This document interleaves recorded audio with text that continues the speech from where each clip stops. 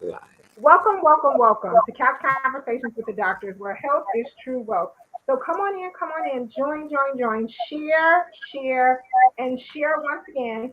As always, we're going to go around the table and we're going to introduce our panel that is here, that's always here with us, our esteemed physicians who tell us every week that health is wealth. Let's start with my very own colleague, Dr. Douglas Graham. Doug, if you can introduce yourself to everyone. Thank you, Nikki. I'm a retired physician. I spent 30 years working in the western suburbs.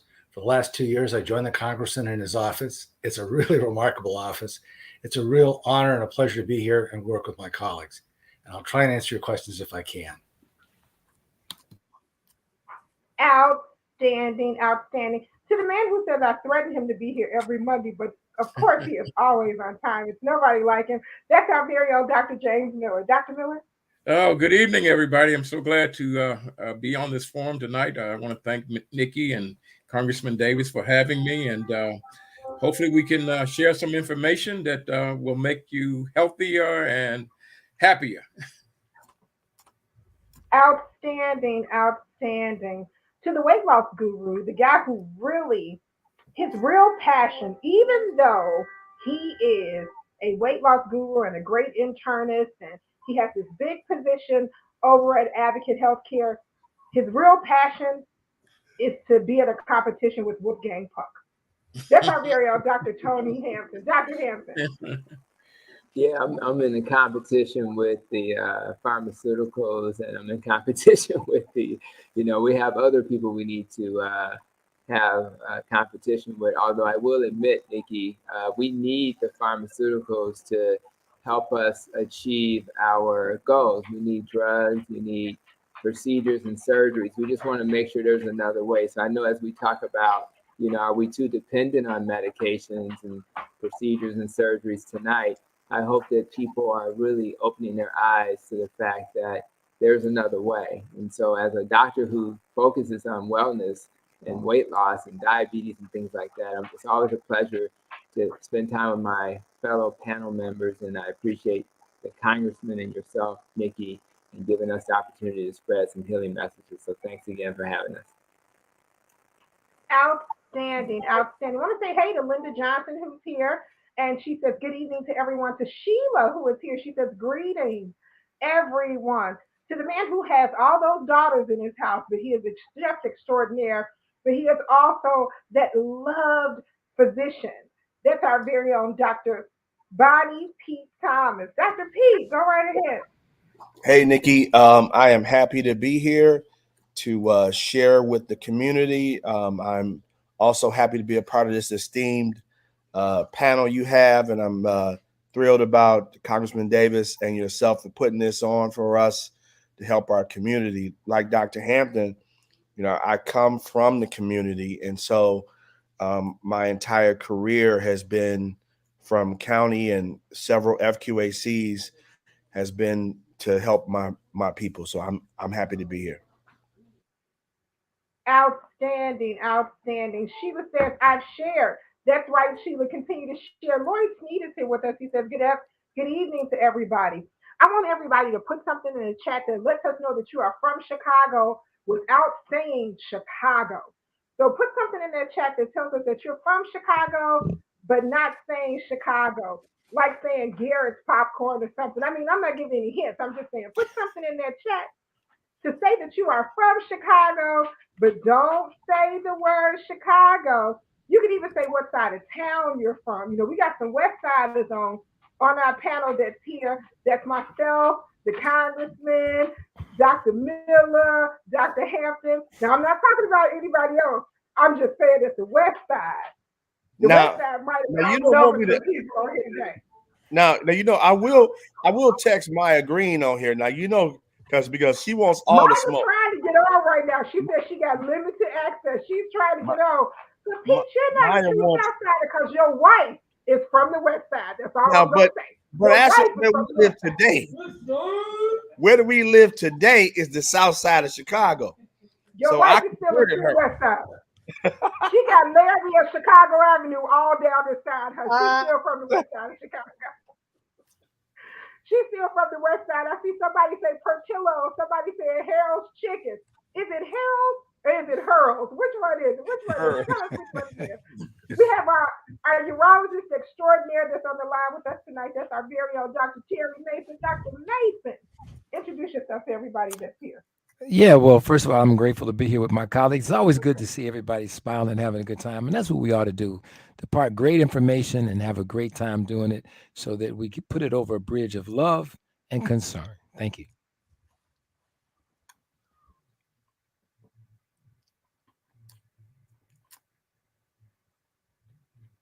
You're going in and out. I'm not saying anything. Dr. Mason? Yes. Am I Yeah. here? You're okay. here. We hear. You're here, Okay. Doc. Yeah, he's done. We can go on to the next. Okay, thank you so much. Oh, somebody put gizzard. Oh, is it gizzard? Wiley's ribs. Wow. Oh, okay, Wiley's. That's deep West Side right there. Wiley's ribs. All right. To the guy who makes this capable for us to do this every Monday night, to the one who teaches us that health is true wealth, to the one who is the vanguard on healthcare, that's our very own Congressman of the Illinois 7th Congressional District, Congressman Danny K. Davis.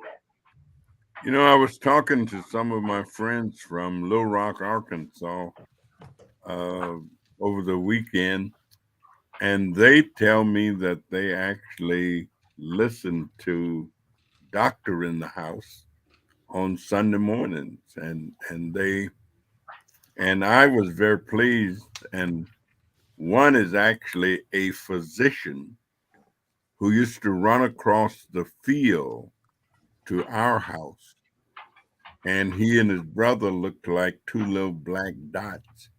Now, these boys grew up picking cotton and chopping cotton, and one is a physician, an outstanding physician, and the other has retired as a state representative in Little Rock, Arkansas, and also as president of the school board.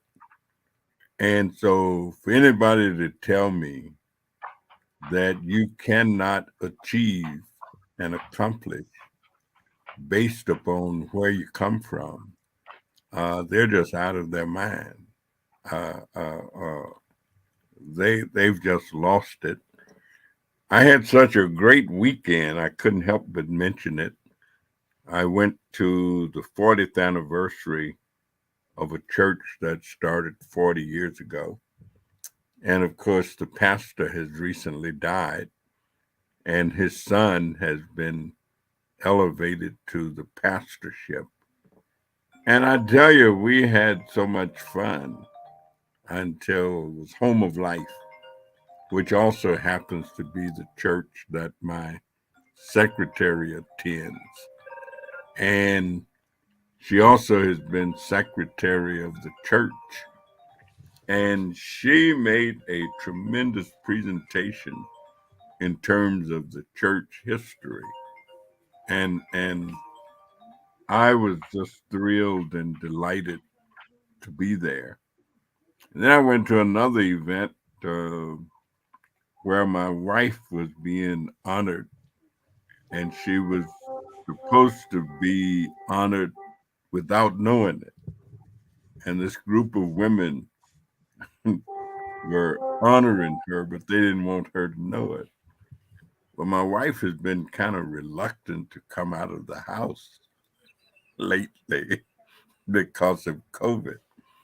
And I can tell you, I had one hell of a time getting her to be at this event. But she went and enjoyed it, had herself a good time. And I was relieved because they had given me the task of getting her there without her knowing it. And as nosy as my wife is, I just didn't know how I was going to be able. But it was a great evening. It was a great weekend. I involved myself in a lot of wonderful, wonderful events. So we're ready to roll with another whole week. I'm going to spend the whole week in Chicago, We have something called District Work Week. We have given away thousands of face masks and other things in the last few days. We've just about unloaded that 18-wheeler truck that we had parked out in front of our office, but the other stuff is located over at the Allison Center, where Bishop Allison and Corinthian Temple are letting us store what we've got in their building. I want to thank Miss Kathy Allison for doing that. But we've got face masks and shields and stuff galore to give to block clubs, churches, anybody who need any of it. Anybody who need any of it. And we've even got surgical stuff that we're sending to Ukraine.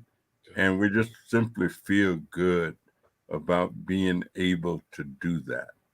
We've got all of this stuff was donated to us by someone who knew that we like to give away stuff and distribute it. And so I'm in good shape. Just feeling like $1 million. Ain't got a quarter, but that's all right. So let's go.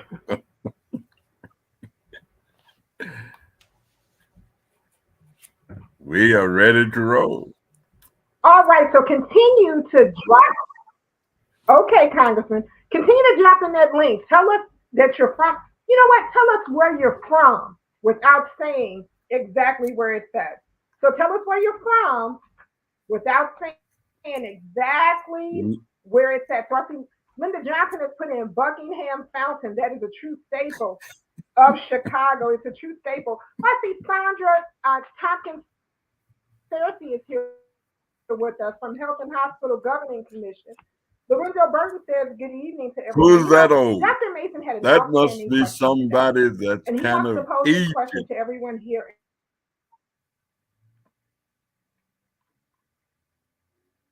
Yeah, the Health and Hospitals Governing Commission was created one year when the Republicans were in charge of state government, and they took health care away from the Cook County Board because the Republicans claimed it was a big patronage operation. So they created something called the Health and Hospitals Governing Commission. And for a 10-year period, the Honorable George Dunn and the Cook County Board did not have charge or jurisdiction over health care for the medically indigent in the county of Cook. And it was right at the time that I decided to get engaged in health care.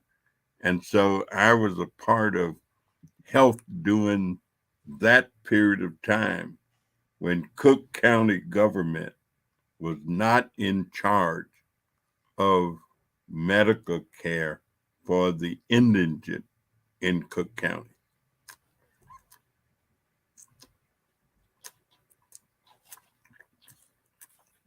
And the big elephant in the room in terms of the Black community was actually the Woodlawn organization. Bishop Brazier and E. Duke McNeil and Leon Finney and that group had been organized by Saul Alinsky, and they were known as independent types. And so they had the relationship, in a sense, and the hookup with the government of the state. And so they had a great deal of influence over the provision of medical care at the time. And they brought in Dr. James Houghton from New York to be the director of the Health and Hospitals Governing Commission, who was an African American, suave, sophisticated articulate, astute Black doctor with a New York approach to things. Dr. Houghton sometimes used to wear leather suits. I mean, there was a period when Black doctors were emerging. And I remember Dr. Harry Elam over at Rush, whose brother, Lloyd, was the head of the Black physicians in America and was very precise and, looked the part.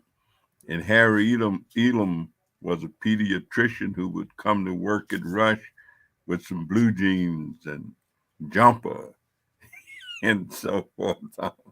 I mean, we were having big fun changing healthcare. Dr. Effie Ellis was pushing the AMA to be more inclusive and to let Black folks into the AMA, and they were resistant. And ultimately, they capitulated, and Dr. Ellis was made a vice president of the American Medical Association. First time it ever was happening. And it was fun. Seeing the changes, we were struggling, trying to keep Providence Hospital alive and trying to convince Black folks that they ought to use Providence. The reason Providence went out of business is simply that the African Americans stopped using it. And the Black middle class didn't want to go to Providence. And that was the demise of Providence Hospital. We also were working with Dr. Rawls to try and save Tabernacle Hospital, which was also a Black hospital. And we was working with the great doctor at the Friendship Medical Center from Mississippi, who had to run out of Mississippi in an ambulance, in a hearse, because he also was the head of the NAACP in Mountain View, Mississippi, and the Ku Klux Klan was going to kill him. And so to get him out of there, they had to put him in a hearse and pretend. And he always said he stayed in Memphis a little while, but he figured Memphis wasn't far enough away. So he came on to Chicago and started Friendship Medical Center. And after he passed away, that was the end of friendship. Okay, Dr. Mason, go right ahead with your thoughts. On what the congressman just said, or my thoughts on? Well, you can share both. You can rebut. You can have your thoughts to what the congressman said, and then you can start our conversation with your question. Yeah, I would say to the congressman or about his comments is that I remember many of those people. And Jim Houghton was really an interesting person.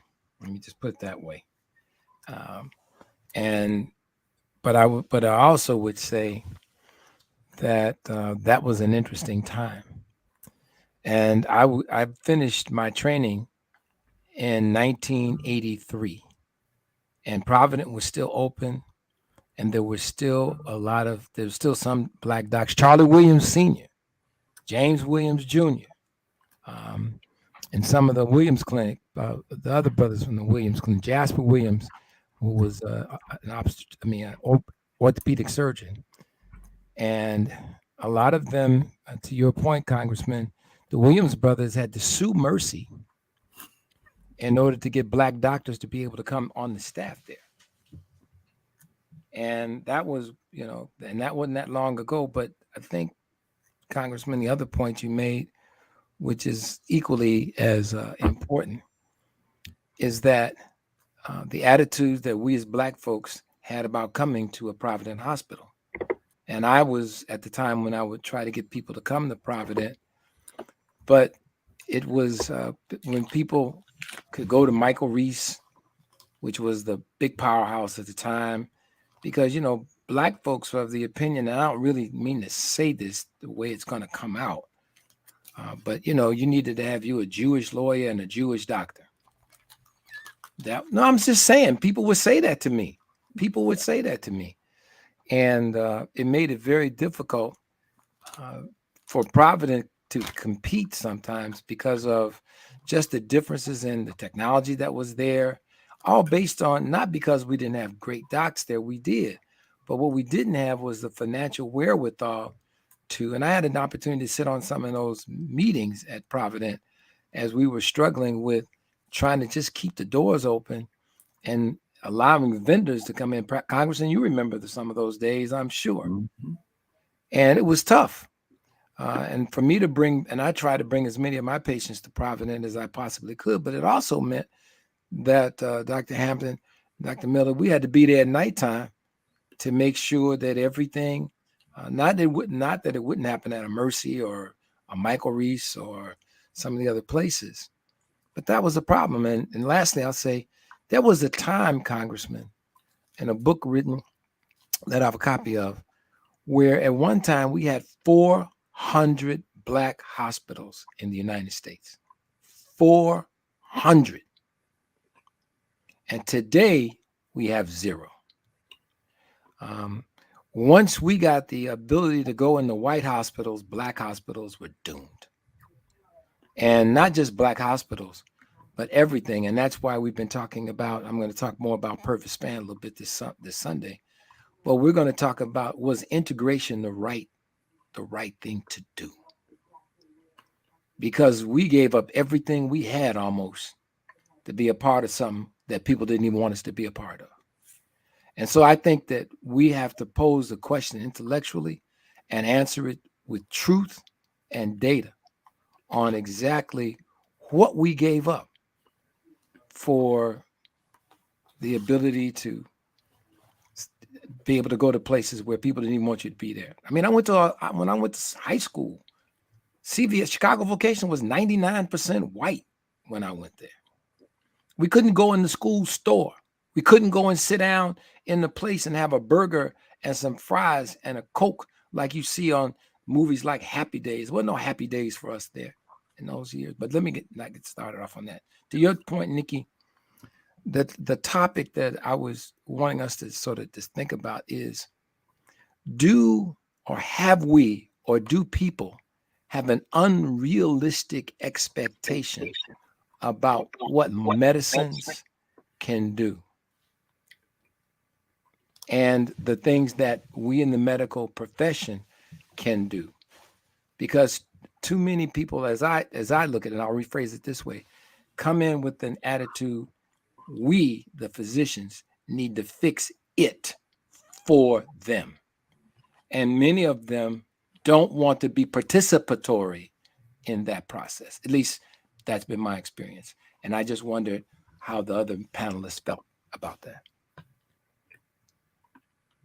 I'll go ahead and chime in. So, Dr. Mason, what we're asking is, so that it's clear for our viewing audience, is, do we expect too much from our physicians? Do we expect them to be magicians and to fix us when we walk in? And do we expect too much from appeal? And do we That's right. work in concert with other things to make sure that everything works? You know, Nellie King is here and she says, good evening to everyone. Sandra Tompkins Tanksley Cersei says, Congressman, she says, that's right. I was the budget director of Cook County Hospital back in that day. And I see that my good friend, Dr. Audrey Tanksley, my shopping buddy, she's Dr. Hampton's competition when it comes to cooking, has dropped in to share with us on tonight. So, hey, Dr. Tanksley, introduce yourself to everyone real quick, and then we're going to go along with that conversation. Absolutely. Hey, everybody. My name is Dr. Audrey Tanksley, and yes, I can burn a little bit. But I am an internal medicine physician with a subspecialty in addiction medicine from the South Side of Chicago, born and raised, and have practiced on the South Side of Chicago pretty much my entire career. I I'm excited to join this conversation because I'm also an integrative physician. And so I do a lot of work with mind body medicine and with nutrition and trying to help people understand about and understand this pill culture that we live in. So thank you for inviting me. And I'm excited to join this esteemed panel of all these lovely looking men here. And see, Dr. Pete, I love you. I got you a south side to sit here so you won't feel alone. So sorry. There's two of us. I'm Thank a Hyde Parker. Thank you, Audrey, for representing for us. Wow, you guys are too much. So let me get my thoughts back. So yeah, so thank you for being here, Audrey. I really appreciate that. And I think it's a great question that our doctor has raised but I think it's a complex question. I have a lot of patients who come to me with a headache. And as an integrative doctor, you know how important it is for us to think outside the box, and they want the quick fix. If they have a migraine, they want some Imitrex or something. And I'm like, well, why do you have a headache in the first place? And I want them to think about that. And sometimes it's lack of sleep. Sometimes it's lack of rest. Sometimes it's just being dehydrated. But the first response is, I need that pill, doctor. And the other part of the conversation is kind of a secondary thing. And I've shared in the past that the United States is the hub of medication use on the planet. There is no country that uses more prescription medications than the United States. And it literally, it's like way more than every country combined. It's probably 70%. So Houston, we have a problem when that's the norm, and it should be lifestyle first. And I remember when we did our diabetes prevention program, and we did our program, it was clear that lifestyle, diet and exercise had better outcomes than metformin. Metformin was at like 31% preventing progression of diabetes. Lifestyle was 58% preventing progression. And if you were over 65, it was 71%. So why the heck do we live in a world where that's true, and yet we still have to focus on medications? Where our doctors are over prescribing. And so it's not just the patients who have a problem. It's the doctors, it's the nurse practitioners who quickly move to the medication. And when I sat with my father-in-law, who sits next to me right now, we're watching TV and they're inundated with commercials. It's like lawyer commercials, food commercials, and drug commercials all day long. So I think that it's normal to go to my doctor and ask for that special pill I saw in that commercial. So it's very complicated because the people who are making these decisions are in a culture where that is the only solution. That's why I appreciate you, Doc, for being here, because you made a decision. Let me get some extra education on some alternatives, because in China and Japan, they're doing sauna and a whole lot of other stuff that has nothing to do with a prescription. So thank you, Doc, for bringing this question. And I'll let my other fellow panel members chime in. Well, Derek, I know. Oh, go ahead, Dr. Miller. Yeah, I will say, I think that as time has progressed, I think as a society, we become less patient in terms of we want things fixed immediately. We want a meal, and some people go to the fast food joint, and if it's going to take 2 minutes to get the fries, they get upset. So we need to, we become a society that need instant everything, and I think this is what we're seeing as part of that, along with the advertisement that we can do everything that we really can't do. Is being advertised that the perception from the advertisement is that there is a quick fix for any problem that you have, and so people, as they become less patient with and less tolerant. That's another big part. People don't tolerate pain or discomfort or anything that keeps them from feeling the way that they want to feel, and they're looking for that instantly and without any work on their part. Now, I think that that's it. I call it utopia, which is what people are looking for, and so unfortunately, utopia really usually don't exist in most of our lives, and we have to go through some pains and suffering. We have to go through some trials and tribulation, regardless of who we are and where we are.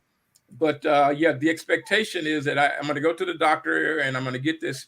Actually, Terry, during my time, there used to be a thing where it wasn't don't give me a shot because it works faster than the pill. So people, they want to get something that's going to make certain that they get instant relief from whatever the problem are, instant cure, when the actuality is that they really aren't getting cured. They may be getting some symptom relief at best, and most of the time, they are just delaying the progression of the disease process by really taking that fast step to get to where they're trying to go. I'd like to Well, add just a comment in there as well too, before we move on. I think, I think Dr. Mason mentioned it about kind of the training and the culture, even of the physicians, right? And if you think about, we add into that, right? How often, I had a professor tell me when I was in medical school, 80% of the time you'll get the diagnosis if you just listen to your patient. But a lot of the way that our system is even set up now, you're not able to listen to the patient for that length of time to really get the diagnosis. So we're quick to send you off for an imaging study, right? So I can get the answer quickly. And no, and patients are even now, kind of reflexively, like you were saying, Dr. Miller, I need the answer now. So I'm going to go to the emergency room because they're going to be able to do a CT scan. They're going to tell me right now what's going on, as opposed to having to wait and see if this works or if that works, in an outpatient setting. And so I think we have to all kind of look at it organically, because we contribute on both sides, right? It's that demand from the patient side, but then there's also that lack of using that clinical diagnosis and that decision making, and that what is the most likely thing that's occurring, and and even looking at it from a probability kind of standpoint, and giving in and just saying, okay, well, let's get this test because this test is going to tell me this, and often the test just leads you down a rabbit hole. So I think we have to kind of look at it from all those points. yeah. I think I would just suggest that it's not only in terms of medicine. I think it's becoming pretty much across the board. People look to be serviced and not look to serve. People go to church to be entertained. They don't want to sing. They want to listen to the choir. They, I'm saying, we are becoming accustomed to having someone do everything for us except think. And people get upset if they're not serviced the way it's, well, the preacher didn't really turn me on today. he was kind of flat. But did you add anything to what was going on? I mean, the church I was at yesterday, the preacher was out of sight. Absolutely. I mean, he was on his thing, and he really was good. He was doing everything you could possibly do. And I think all of us enjoyed it. But I think some people didn't put anything into it. And he had a way of saying, if you talk to me, I ain't gonna be but 30 minutes. Said, but if you don't say nothing, you don't do nothing, it's gonna take me much longer to get my stuff across. Well, there's a message to that. I think we've gotten so accustomed to being on the receiving end. And I think pretty much across the board, we get a babysitter, we get a dishwasher, we want somebody there. We get somebody to come in, clean our house. And, take care of that, and we get somebody to cut the grass if we got to have that done. And so I think that is part of the inability to generate and create the health status that we're looking for in terms of a healthy, engaged environment of specimens who are helping to create what they're looking for themselves. Yeah, I agree with all of my colleagues, and I'm gonna go back to something that Terry always says is, where is the profit made? What is the gain? So there's a book out by Richard Brown. It's called Medicine and Capitalism, and it talks about this issue that, to be perfectly frank with you, wherever you can make a profit, that's where most of the focus is going to be. And this is even a historical perspective. So if you think about John D. Rockefeller, who funded the original American Medical Association, figured out that medicine can be made through petroleum, then that shifted the whole game. Now, that was way before I was even thought of, let alone. And so you think about our medical schools taught, okay, don't give nobody no plant. Don't talk about eating right. It's this pill. This pill will make the kidney do this and make the kidney do that. But lo and behold, if you ate right, if you did some things prior to that, you may be able to avoid taking this pill. Now, I'm not suggesting for anybody to stop taking their medicine. Let's stop right there before anybody walk away thinking that. But there are activities that our patients can do, but just like Audrey said, if we're not given time to even share all of the information that we have, to help our patients, like literally it's bam, bam, bam, bam, bam. And so it's almost like the time allotted is just enough to write that script and get them out the door. And that's all but said. It's not said, but it's said, right? Because the system is saying, don't spend time educating, talking to your patients. You will be punished for that. Yeah, and then flip side of that, our patients, they expect a pill. If your patient walk out of the room without a prescription, they feel like they didn't get their money's worth. You see what I'm saying? It's like, you mean I talked to you for 25 minutes about the function of the kidney and how this goes up and that goes up, but that didn't matter to them. You didn't give me and then they go complain. And then you get a note in your email from your boss saying you didn't do right by patient X. So you're right. It's multi-tiered, it's historical, it's systemic. And I mean, I think we got to begin by sort of bringing it out and letting our patients hear that it's part of it is their duty too, is to play along, like our congressman said. You got to sing along with the pastor too. I want to hear what my patients have to say. I really do. But also the system has to change to give me enough time to do that. Let me just interject one more thing here. We have become what medicine has become, which is why it was, I don't want to say easy, but the decision to do what I did when I did it was easier because I began to feel that physicians were nothing more than arbiters for industry. That our job was to make sure, to your point, everyone's point, that we gave pills. And where I was the number one prescribing doctor for the phosphodiesterase inhibitors, the Viagras and so on, in the state of Illinois at one time, and was doing more penile implants, doing all these things. And I said to myself, what the hell am I doing? And then the other part I want to say, and that's not by mistake, because some of you are old enough to remember when you didn't hear on television about drugs being advertised directly to the consumer.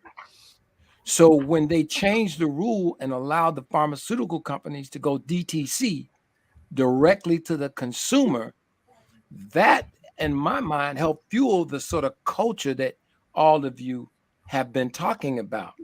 And the expectation was taken away that the patient would be an active participant other than a pill taker in managing their disease process. And because it was our job was purely to come to us, and it was they laid it all out on us, say, okay, doc, fix it. Just like the dentist. I mean, just like some of the other people. So I'd like to add that to the conversation. I wanna share some. A couple of weeks ago, Dr. Audrey, we had an opportunity to share some breaking news, right?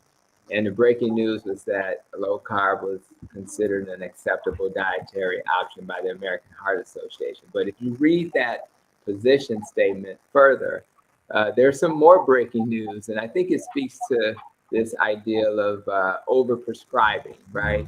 And what that breaking news is that they looked at all the heart tests that you can do, stress tests and MRIs and CT scans with or without infusion, and they compared those tests.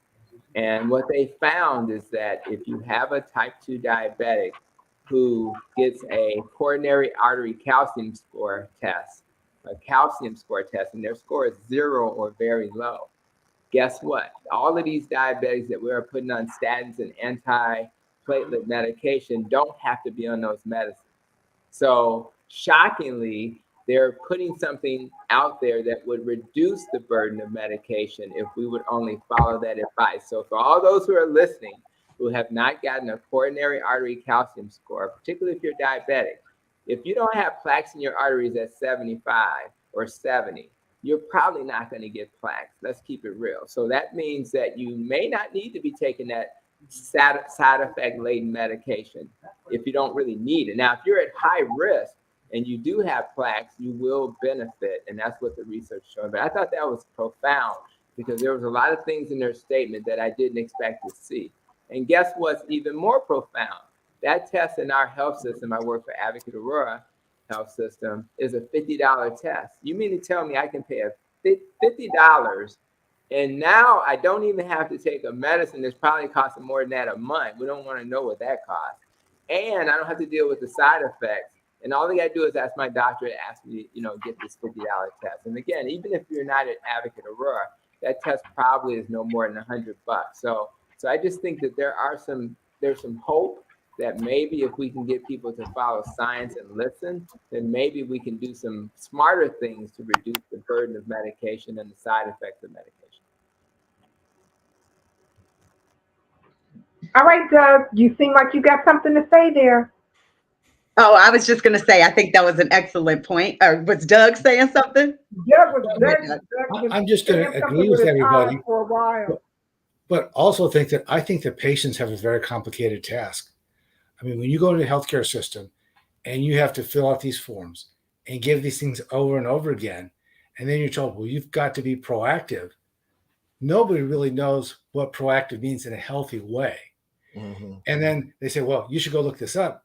Well, I don't think that there's a shortcut to going to medical school. I don't think that you can shortcut internship and residency. You can't go to University of Google and really understand what's going on. You need to be able to ask the question and converse with your physician rather than, trying to do all this stuff by texting and electronically. So I think there's a lot of mixed messages. Some things are supposed to be healthy for you, but some things that are supposed to be healthy for you are profit driven and some things aren't.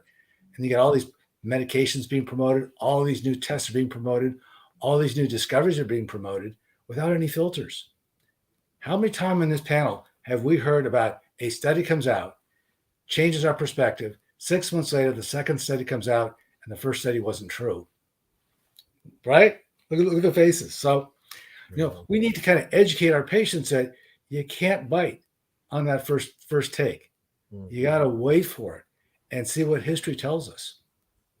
But nowadays, you get all this information flashing in front of you. It's hard to get perspective on, to take it with a grain of salt and to learn, when to act and when to hold back. So it's complicated. Right, you're right. To coffee or not to coffee, to tea or not to tea. Hey, let's leave coffee out for this, okay? Let's just stop. Let's let right now you cross the line. The minute Well, the that's some of those studies. Pete, no, that's some of those that's studies. out of bounds. That's out of To bounds. coffee or not to coffee. I'm a tea head. Some studies says to tea, or some say don't tea, not to tea. For all my red wine drinkers, some of it is red wine, no red wine. You're confused. You don't know. Do you walk forward? Do you walk back? You know, Sheila says it's not enough time in that room with the doctor. Nellie says, absolutely, Dr. Pete. She also says people get upset when they leave the doctor without something to relieve their pain. So am I an alien? Am I the only person who actually leave the doctor and don't want anything? I really don't want the pills that they give me. I don't. I don't want them. I want to leave there with nothing. Guys, you I know, do. you know, the other Am I thing. an alien? I don't even want to take my clothes off. I don't want to take my clothes off without. Hang on, Nikki. You don't even want to be there. Right. So I do. The doctor said, "Can you take your clothes off?" I go, "Where? I can't roll this up so you can take my blood. I'm not taking off nothing." You know, for Dr. Miller, there's a song in the church that says, "What shall I do? You know, what steps shall I take? What move shall I make? Oh Lord, tell me, what shall I do?" What shall I do? That's the way You know the medicine. song, James? So Nikki, no doctor on this panel ever wants their patient to leave their office in pain. Yeah. We're all kind of cut from the same cloth that way. Yeah. But there's probably no doctor on this panel that wants to take the wrong step first. Yeah. So we're trying to be careful out there. So it's not that we're never going to help you, but we want to make sure that when we do, we're doing it the right way. Yeah. And I think, Dr. Pete, you were going to say something. Go ahead. Audrey, go ahead. Well, I was just going to say, I think pain is one of those as well, too, that you really, you really want to have a good conversation about what you're walking out with. I think this entire opioid epidemic and, all of this highlighted one really important thing to me. We don't talk enough to our patients about what we're prescribing them, period.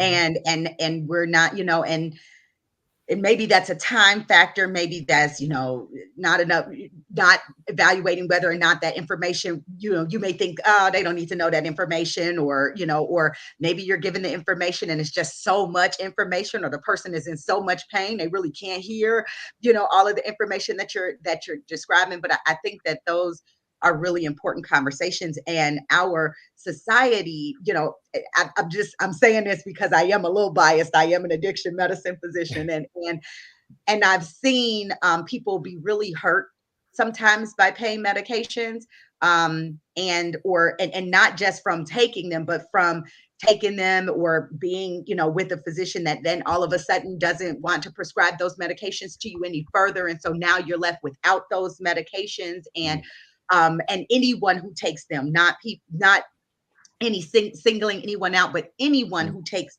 opioid medications for longer than a few weeks, or definitely even 10 days or so, is going to develop a physical dependence. And so I think that we don't do enough, honestly, about telling people how they can manage pain in non-pharmaceutical ways. Many of the people on here, definitely, I know Dr. Mason knows that I am a huge proponent for mind body, and we don't talk enough about how some other complementary things can address pain, or even, as we were talking before, different herbal meds, and it's not instant, right?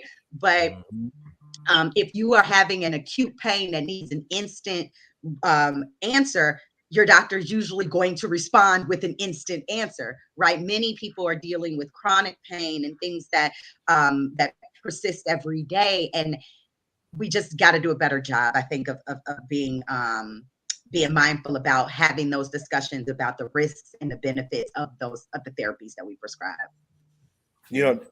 Dr. Audrey, I agree. I think it's multi-tiered, because many times our patients are physically addicted, to your point, to those medications. And so you mentioned mind, body, and they're like, where's my opioid? Mind, body, where I came here to get high. And so where is that? And so it's complicated. And then you add on top of that the idea that we only got 15 minutes. We literally got 15 minutes. And so, but certainly I think the more we educate patients and let them know that there are options available to them. And I have frank conversations, like I talk about people that they know. Like I talk about Michael Jackson and Prince. And I talk about people who originally, nobody set out to be hooked on Percocets, right? Well, there's a generation of people now, but that's neither here nor there. We're not having. But the point is, like, I mean, Michael Jackson originally had a real injury. I mean, he burnt his scalp, and so the physician that treated him was not trying to get him addicted. But you have to have limitations. You have to have goals. You have to, and you have to be able to have a tough conversation to say, that's it. We're not prescribing any more, narcotics, and that's it. And I don't care who you are, Michael Jackson, Luther Vandross, whoever. And so, which is another issue. The other thing I was going to mention was this issue of co-payments. So co-payments, it's interesting that it is a negative incentive for people to come in to see the doctor. But then after I pay you my $30-$40, then there's this expectation that I got to walk out of here with something because I took off today and I paid you $40. Well, you didn't pay me, you paid, but the point is that adds this extra layer of, give me something, and it's like what the congressman said. I'm sitting here and you're going to have to bless me. You're going to have to throw some water on me, some oil. Something's going to have to come from that stage onto me because I got out of bed. I paid my money and now bless me. And so, and again, for our perspective, we really are trying to help you. We don't care about a co-payment. At least for me, I'm not into that. I'm into making sure you leave here whole and better. Yeah. Along, I think that we have to always remember, our first concern is we first do no harm. And even though our intention is to make the person feel better, we have to make them feel better without putting them at risk of harm. If someone come in and they have pain and they have a legitimate reason, I think we should treat the pain, but we have to have them have an understanding that there's only a certain amount of time that you're going to be able to take this medication without having harm. And I think that so there's a euphoria from certain medication that people get, and that is beyond the pain. Now that their expectation is not just to have pain relief, but to feel good in general. And I think that is what we cannot give them.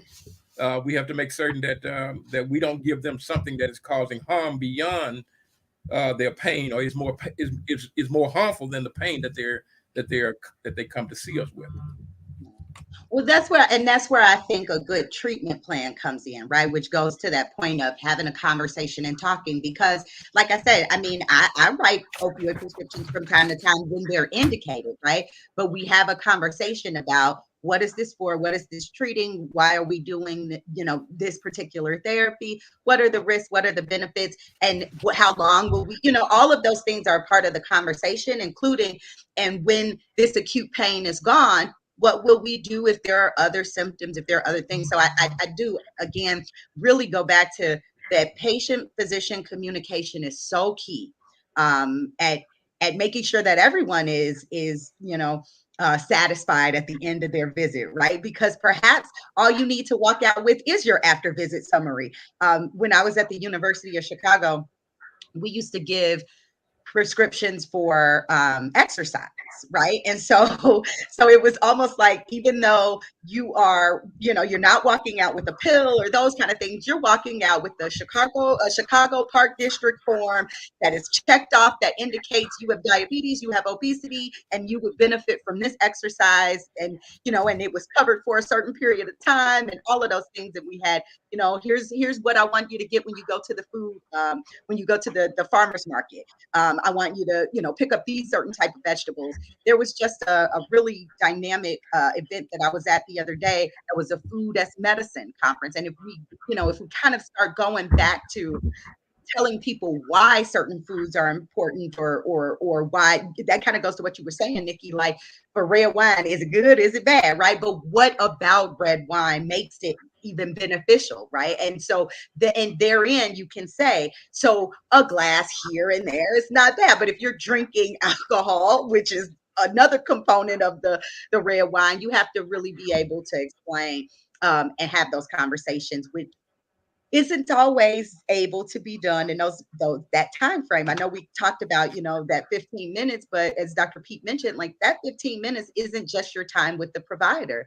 That is also your time in getting checked in getting vitals done, in getting, all of these other things. And so you may ultimately, and I'm pretty sure most of the studies show, you ultimately spend about 5 minutes with their physician. So is this why Miss Johnson is saying that's right, 15 minutes, or you're told to make another appointment? Okay. Now I know why I'm always my doctor's last patient. I go to the doctor with my iPad. I done wrote down everything I got a question about it. We go, it's in the words of Dr. Pete, we gonna kick the bobos because I got some questions. I really don't want anything when I leave, but I mean, what can you do in 15 minutes?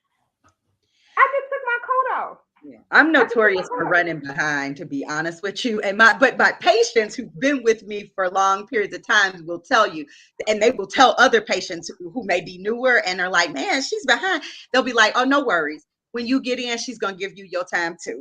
And that's all that matters, because, I do want to make sure that people are heard. A lot of times people, if they're heard and you're addressing their true concerns, they don't mind not walking out with a prescription. They don't mind waiting an extra couple minutes because they know the value of that, right? And those individuals that don't come back to see me, and that's okay. Who decided for 15 minutes? Had about too many vitamins. Was that coming up? What'd you say, Congressman? Who decided the time? Yeah, that's a great question. We got some questions in there. Is that an insurance company question as well? The Congressman said, who decides that time? Who makes that decision? The appropriate time. Who decided that? So there's actually a series of panels called E&M, and they, as part of your compensation, it's how much time you spend in face-to-face with a patient. It also is determined by corporations as well. If they own your practice, they're going to tell you how much time they're going to allot for you to spend with the patients. It's almost never the physician's decision anymore. Yeah, the time also determines, Congressman, how many patients or how many encounters that the physician has. That determines how much revenue for the corporation that the physician generate. And so the corporations are not interested in having physicians who cannot generate revenue. And that question, from what I've seen, there's been a couple things. Well, there's been the comment section are going over there, I see. Well, because I will just add a couple things to that as well too. So there is a little bit, at least in all of the practices that I've been able to manage or have been a part of, there's a little variation for physicians as well too. You may be given the choice of, would you like 15-minute returns or 20 minutes? Would you like 30-minute new appointments or 40 minutes, right? So really it's within that range of 10 minutes. And that is about the amount of, autonomy that the physician has in that decision, unless they are, as Doug mentioned, unless they're in their own private practice.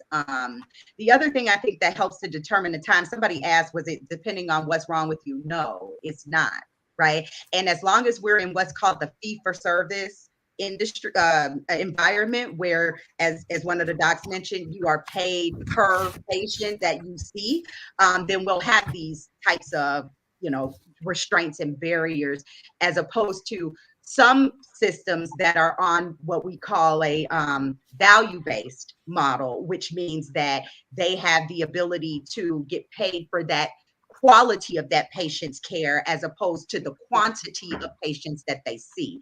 And there are some health systems that and some insurance plans that are, you know, doing pilot projects or working with different types of clinics. So I see this more in kind of that Medicare population where they may have more of a value-based system. And so they'll allow more time, which is valuable because most of these patients are over 65 years old and they have multiple comorbid, you know, multiple conditions at the same time. So you really do need more time to be able to address that. And when you don't, we see what we were talking about before, polypharmacy, right? Where you have an individual who's on 10 different medications and now they're starting to interact with each other. So, Well, I know you guys hate to hear me say this, but our time has come. So really quickly, people are talking about what kind of exam. They said, Congressman, great question. That question kind of sent the chat crazy. You know, Gwen Butler says, Dr. Hampton, thank you for RX and me. The exercise bands, I absolutely love them. They're asking questions about codes. Congressman, I think we got some work to do to look into some of these companies that are placing this time because it takes a woman 15 minutes to take her Spanx off when she's trying to get that pap smear. So I don't know how this 15-minute thing gonna work. I don't see that working. But as we go around the board all the time, we ask each and every one of our physicians to tell us your thoughts until next Monday.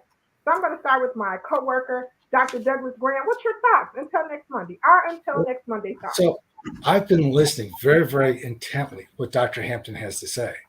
And so I decided to adopt what he's been talking about. So I'm trying to make small changes. I know if I try to change everything at once, it gets to be too difficult and frustrating. So I'm going to look to do one thing, one small thing every week, and then build on it. So that's kind of my take-home message. Not everything all at once, but have a plan and have a path. And make it easy on yourself to make that change. All right, Doug. All right, Dr. Terry Mason, your thoughts until next Monday. I like to leave everybody with the idea that you can't go to the doctor with the "you fix it for me" attitude, because that's not necessarily the doctor's job, or may not even be within their purview to do so. So we need to look at this more as a partnership than a privilege. And I think that we ought to also not let industry off the hook, because they have created this whole idea for profit, that if you take what I make, it may fix it for you.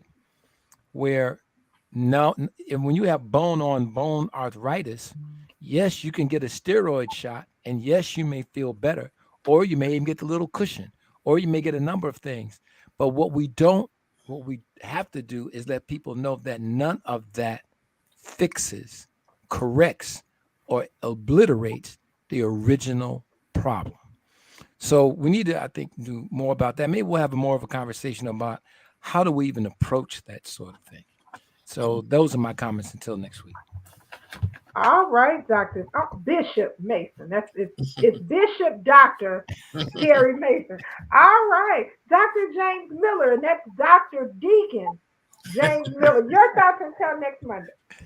Yeah, once again, I think that it's an important thing that patient takes accountability for their health, and get the right directions, the right instructions. But ultimately,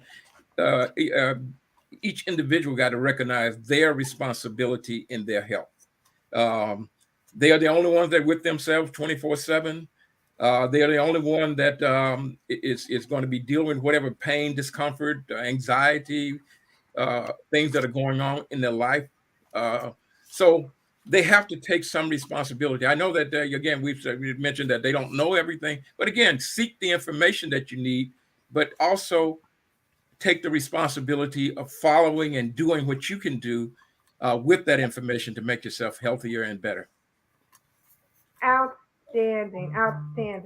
Dr. Audrey Tanksley, you're until next Monday. I would say everything in life is works best in balance, right? So too much of any one thing can be just as bad for you as too little of something.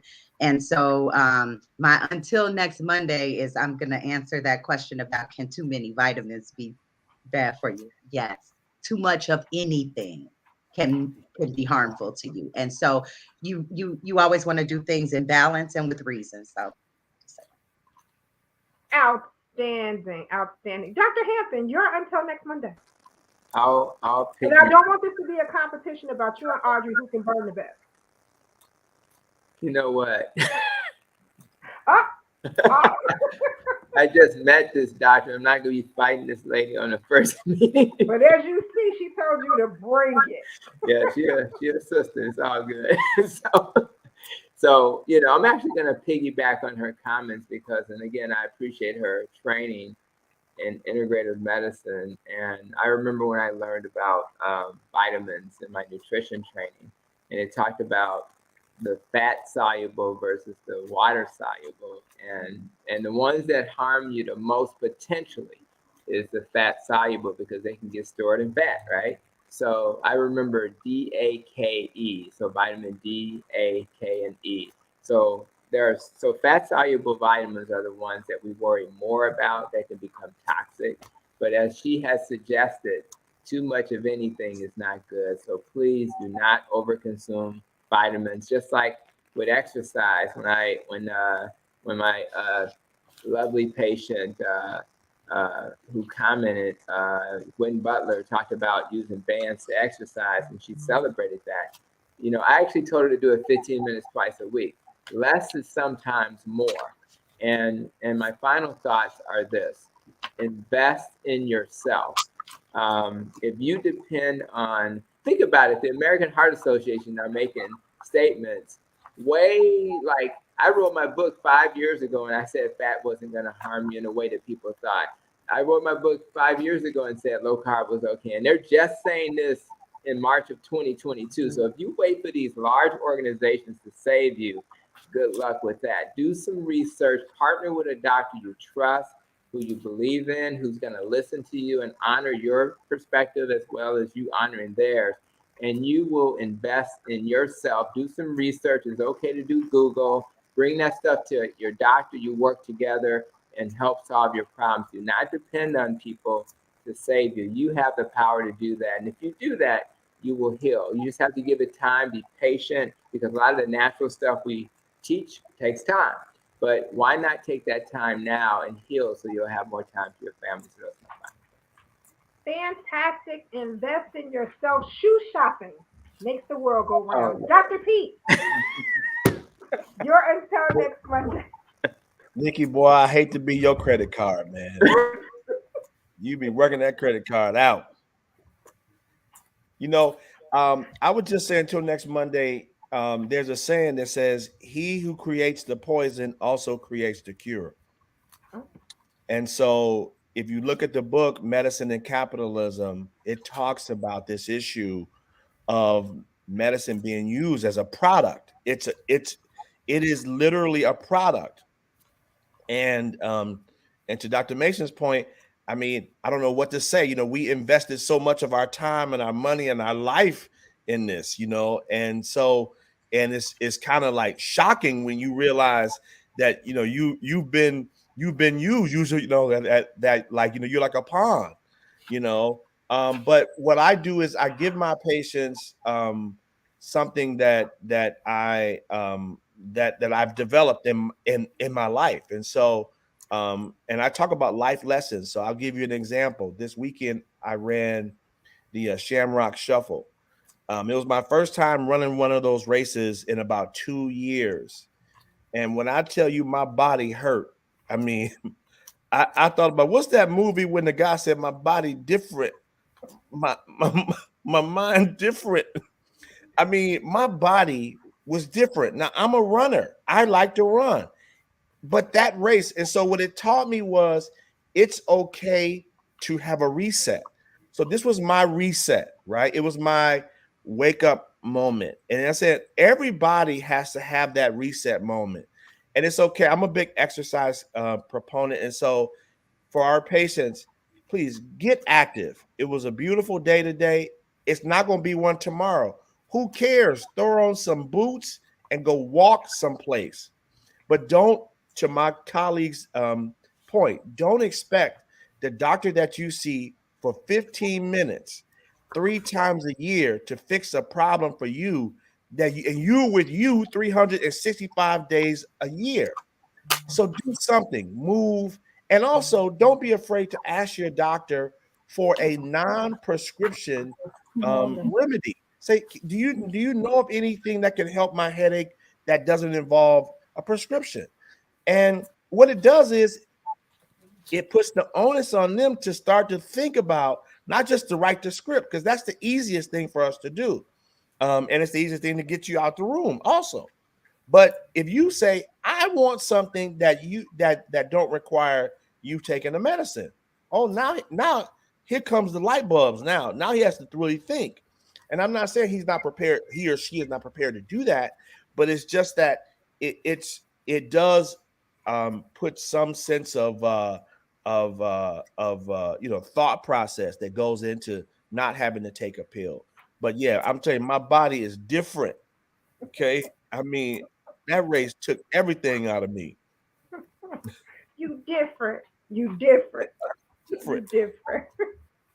Well, right before we bring the congressman, once again, the gentleman who makes all of this possible for you, I rarely share, and I never really do it until next Monday.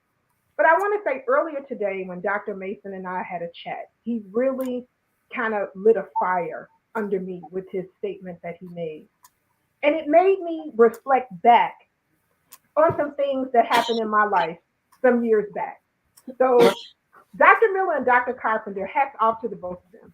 And I'm hats off to all of the doctors here, but I'm picking Dr. James Miller and Dr. Christopher Carpenter for a reason. Dr. Miller really don't care about the 15 minutes. When Dr. Miller saw patients, you knew you could go to your appointment an hour late because you knew he was still seeing patients when you got there to wait. And I appreciated that because when you got there, if you needed 45 minutes to an hour, you got there too.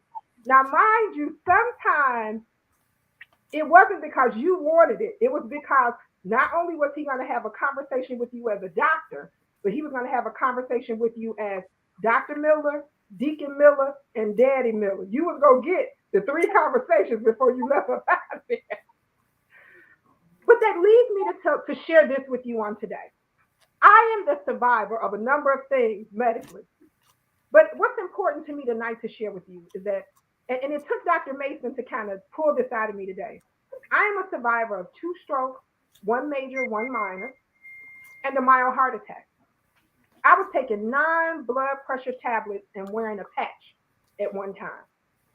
It took me to go to a doctor and empty out a bag of medicine as a young woman and say, look, I'm not taking none of this anymore. Because every time I went to the doctor, every 30, every 45 days, every 60 days, you added something. There was never really a conversation about what you were adding, but something was added. And I continued to get fed up. That's that buy-in. I had to buy into my own healthcare. I had to stop feeling sorry for me. Because I did at one point, like, why did this happen to me? Why was I chosen to be this? I pray all the time. I'm using my blessed oil. I'm doing all these things. But no, I had to get past that and I had to buy in. And I had to tell the doctors, look, I literally dumped the bag out. I'm not taking any of this. We need to, all these doctors that I'm seeing, we need to all come in a room together and have a conversation. Of course, then they wanted me to see at that time, they wanted me to see a psychologist because they thought I needed to have a conversation because I told them I wasn't taking it. But that wasn't the case. We needed some ground rules. And if I had to take it, I was. But what I wanted was a schedule of how long I was going to be on it and when can I get off. And it took one doctor to tell me that I would never get off this stuff one time. And I said, then you're not the doctor for me. And today, with me being proactive, going to the right doctor and praying, I take 1 blood pressure tablet a day, one. Now I've made some life changes as well. I have gotten rid of some people, some places, and some things. And that's all that all comes in together. So I had to look at this holistically.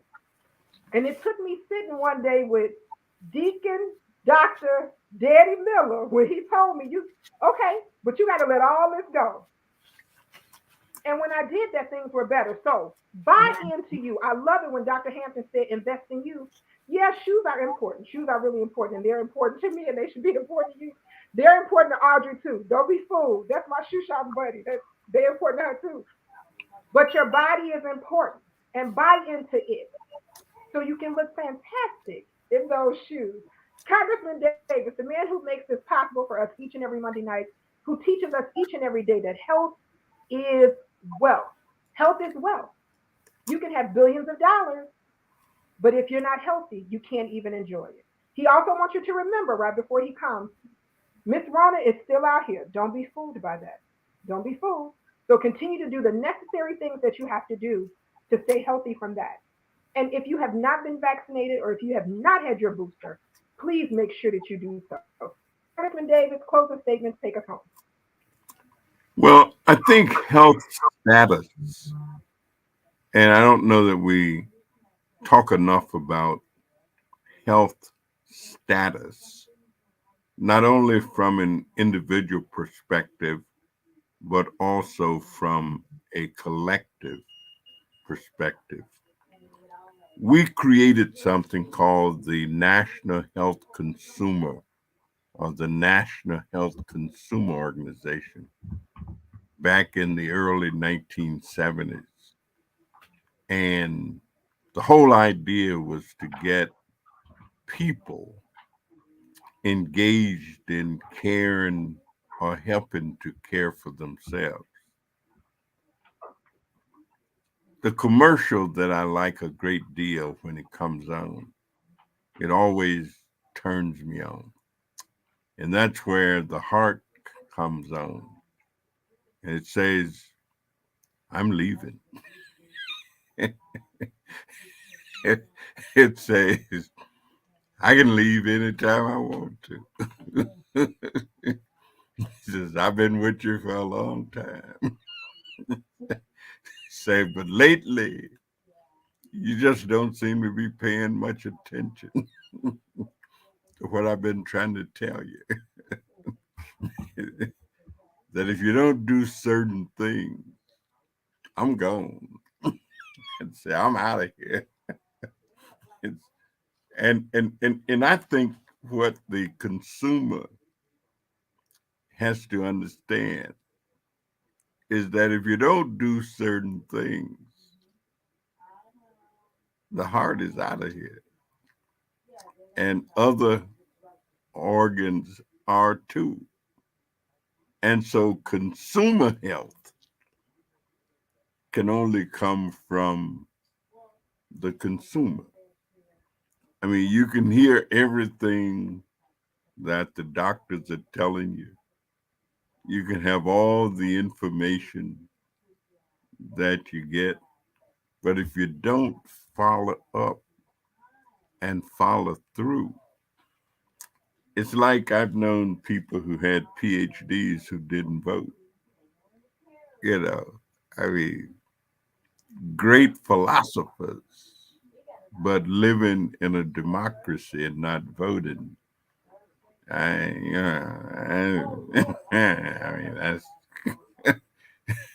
that's kind of interesting.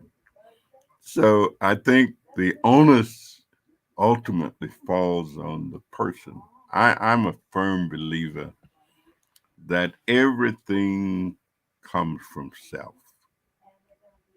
I mean, I'm not at the point where I believe in predestination, but I'm the kind of guy who says if I had an accident at Roosevelt and Kedzie, if I hadn't been at Roosevelt and Kedzie at that moment, the guy couldn't have run into me. that I could have avoided this accident. And so it's my fault almost that I was at the wrong place at the wrong time, doing the wrong thing. And I think when it comes to the health of individuals, there are some people who are born with certain conditions and ailments. But of course, all of us who are still alive are doing all right because we're doing much better than a lot of other people. And if we take what we're told, so I want to thank all of the tellers who are telling us what we need to do, telling us what we need to know.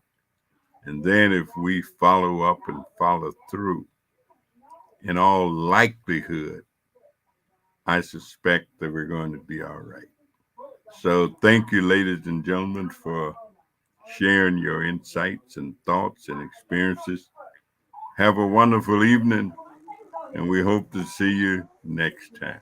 And Congressman, before we officially close out, I had to put Gwen Butler's comment on the screen. It looks like the women win tonight. There's going to be some shopping, and one of our great followers, Gwen, has joined in to chime in. So shout out to the ladies. I guess we'll have some thinner wallets very soon. So, You're not joking. that's So no, right. the bar got raised because Gwen's husband gave $1,000. So the bar got go Gwen. All right, guys, have a good Don't night. buy $1,000 worth of shoes, though. That's Take care, guys. Thank you all. Okay.